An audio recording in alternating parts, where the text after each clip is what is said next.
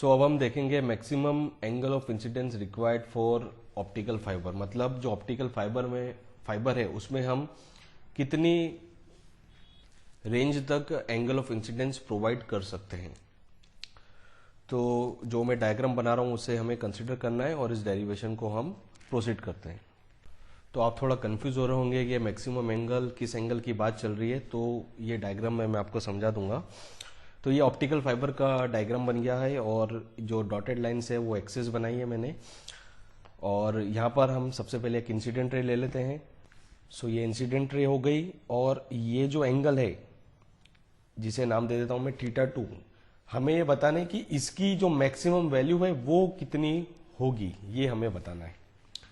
अब यहाँ पर जो ऑप्टिकल फाइबर है उसका रिफ्रैक्टिव इंडेक्स μ1 में ले रहा हूं और इसके बाहर जो मीडियम है उसका रिफ्रैक्टिव इंडेक्स μ2 ले रहा हूं।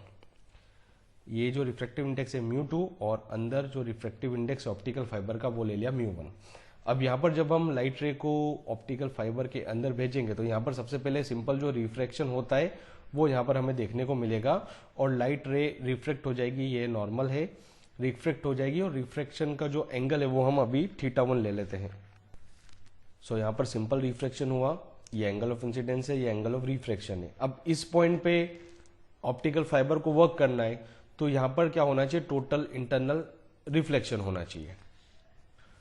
तो यहाँ पर टोटल इंटरनल रिफ्लेक्शन हमने करवा दिया और क्योंकि यहाँ पर टोटल इंटरनल रिफ्लेक्शन होगा तो जो μ1 है इसकी वैल्यू बड़ी होनी चाहिए किससे, μ2 से। और यहाँ पर हम एक नॉर्मल बना लेते हैं और एंगल को लिख देते हैं। सो ये नॉर्मल बन गई और ये जो एंगल है उसे हम ले लेते हैं θ के बराबर। अब यहाँ पर टोटल इंटरनल रिफ्लेक्शन हो रहा है तो जो θ है उसकी वैल्यू बड़ी होनी चाहिए किससे, θc से। θc जो है वो है क्रिटिकल एंगल, क्रिटिकल एंगल।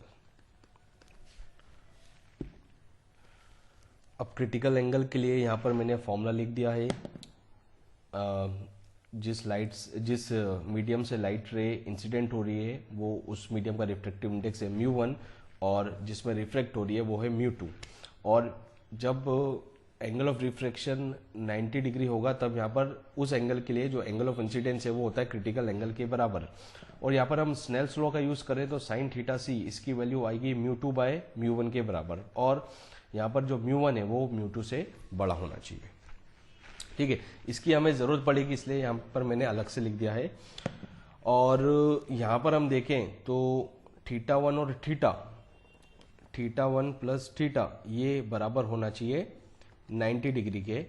मतलब कि हम जो θ1 है उसको θ के टर्म्स में इस इक्वेशन का यूज करके लिख सकते हैं। तो यहाँ से θ1 ये हो जाएगा 90 डिग्री माइनस θ के।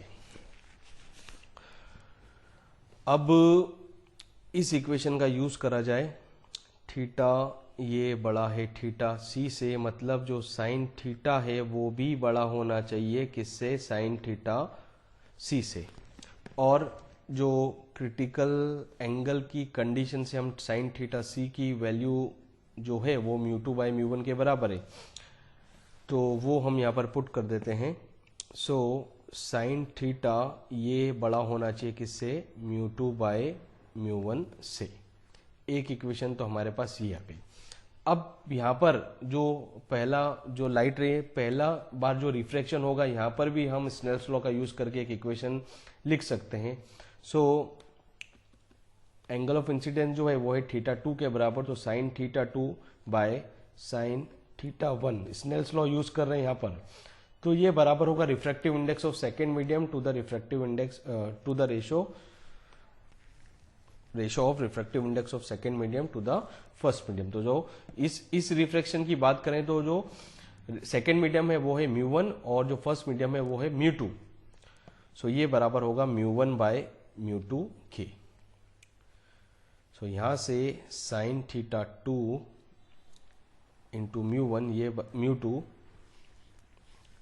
ये बराबर हो जाएगा μ1 इंटू sin θ1 के। अब यहां पर हम क्या करेंगे, जो θ1 की वैल्यू है 90 माइनस θ उसको यहां पर सब्स्टिट्यूट कर दें। So μ2 sin theta two equals to हो जाएगा mu one sine 90 minus theta. अब साइन 90 माइनस थीटा क्या होता है, कॉस थीटा। तो हमें मिलेगा mu two sine theta two equals to mu one cos theta, और यहाँ से कॉस थीटा की वैल्यू हमें मिल जाएगी mu two by mu one sign theta to. अब कॉस थीटा हमें पता पड़ गया तो उससे हम साइन थीटा निकाल सकते हैं। सो साइन थीटा क्या होता है, under root of one minus cos square theta. वही आइडेंटिटी यहाँ पर यूज कर रहे हैं। तो साइन थीटा जो है वो हो जाएगा under root of one minus mu two square by mu one square sine square theta two के बराबर। सो यहाँ पर साइन थीटा की वैल्यू निकल गई है। अब ये जो साइन थीटा की वैल्यू है वो हम यहाँ पर इस इनइक्वालिटी में पुट करेंगे तो उससे हमें थीटा टू के लिए एक्सप्रेशन मिल जाएगा। तो ये जो सेक्शन है ये इतना पार्ट में रब कर रहा हूँ, ठीक है। जैसा मैंने स्टेप बाय स्टेप आपको बताया बिल्कुल आपको वैसे ही फॉलो करना है, और ये मैं अभी रब करने जा रहा हूँ। सो ये साइन थीटा की वैल्यू हम यहाँ पर पुट करेंगे तो हमें मिलेगा under root of one minus mu two square by mu one square sine square theta two. ये बड़ा होना चाहिए किससे, mu two by mu one से। दोनों ही साइड हम स्क्वायर कर दें तो हमें मिलेगा one minus mu two square by mu one square sine square theta two. ये बड़ा होना चाहिए mu two square by mu one square से। अब अगर हम इस पूरी इनइक्वालिटी को mu one square by mu two square से मल्टीप्लाई कर दें दोनों ही साइड, तो हमें मिलेगा mu one square by mu two square minus sign square theta two. ये बड़ा होना चाहिए किससे, वन से। अब साइन स्क्वायर थीटा टू को एक साइड कर लें और बाकी सबको दूसरी साइड भेज दें तो हमें मिलेगा mu one square by mu two square minus one. ये बड़ा होना चाहिए किससे, साइन स्क्वायर थीटा टू से। और यहाँ से हमें साइन थीटा टू की वैल्यू पता पड़ जाएगी इनइक्वालिटी के टर्म्स में कि साइन थीटा टू ये छोटा होना चाहिए under root of mu one square by mu two square minus one से।